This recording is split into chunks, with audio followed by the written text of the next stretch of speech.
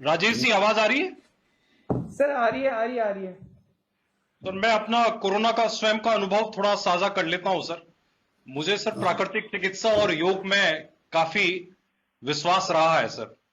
तो मैंने सर केवल आरटीपीसीआर टेस्ट करवाया था सर। उसके अलावा भंडारी साहब ने काफी कोशिश की कि मैं सीटी स्कैन कराऊं। तो मैंने उनको कहा मैं पहले प्रयास करता हूं, अगर कोई आवश्यकता होगी तो ही कराऊंगा। तो उसके बाद में सर मैंने जो मुख्य रूप से अपने आप को ठीक करने के लिए सर जो पिछले कुछ सालों में सीखा है, हमें सर मेन कोरोना में जो समस्या आती है एक तो नाक में सर और गले में और लंग्स में होती है सर।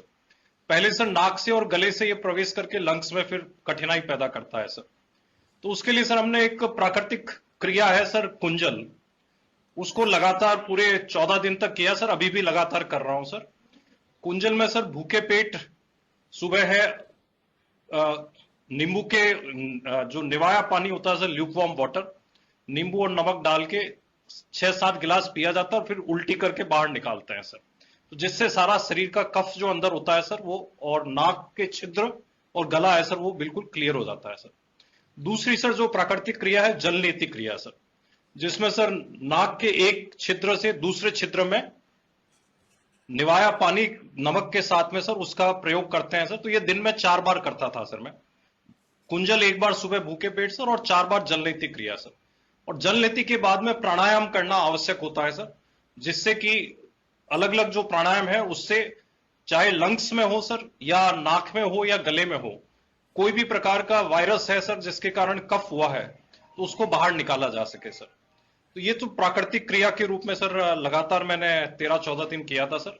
मुझे भी बुखार आया था सर।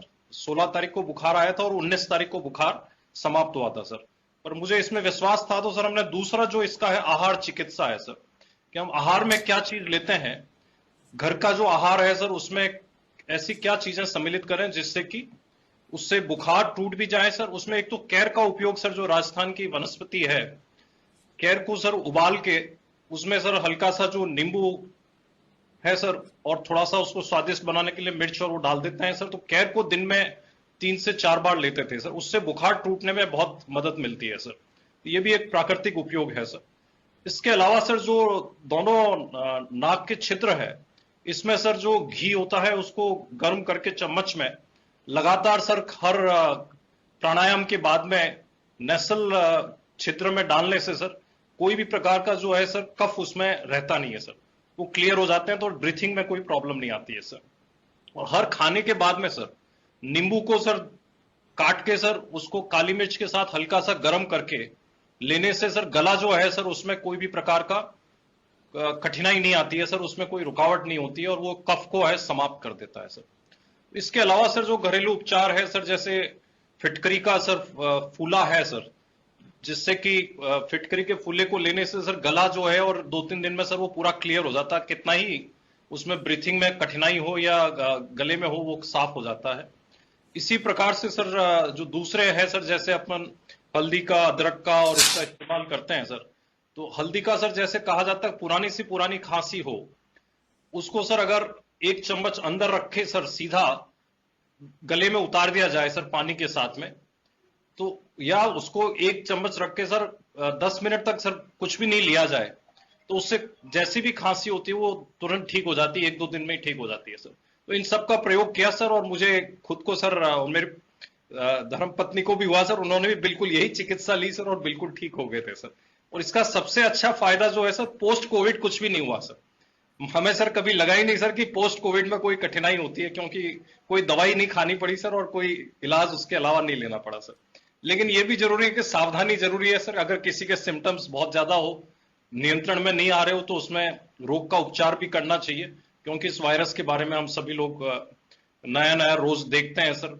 तो सावधानी भी जरूरी है सर। लेकिन मेरा स्वयं का मानना है सर कि इसमें प्राकृतिक चिकित्सा और योग का बहुत अच्छा महत्व है सर।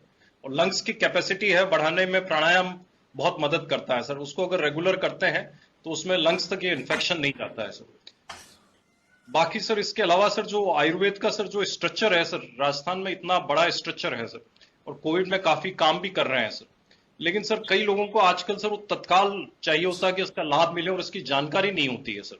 तो जानकारी सर ये एक मौका है सर कि इस त्रासदी में सर एक अपॉर्चुनिटी है कि आयुर्वेद को और प्राकृतिक चिकित्सा को या यूनानी चिकित्सा और होम्योपैथी को सर, इसको आगे अगर बढ़ा सकते हैं, इस समय लोग हैं इसको अपना सकते हैं, जीवन शैली में भी बदलाव ला सकते हैं, क्योंकि काफी कुछ सर ये जीवन शैली से भी जुड़ा हुआ है। तो यदि ये मौका है सर इन सभी विभागों के पास में, अगर वो आम जनता में इसके लिए इम्यूनिटी बूस्टर के नाम पे सर, जीवन शैली के नाम पे, आहार चर्या के नाम पे सर, ऋतुचर्या के नाम पर अगर इसको बढ़ावा दे सकते हैं तो वो काफी मदद करेगा सर, और इससे आने वाले समय में सर प्राकृतिक चिकित्सा पे और पुरानी पद्धतियों पे लोगों का विश्वास बढ़ेगा सर।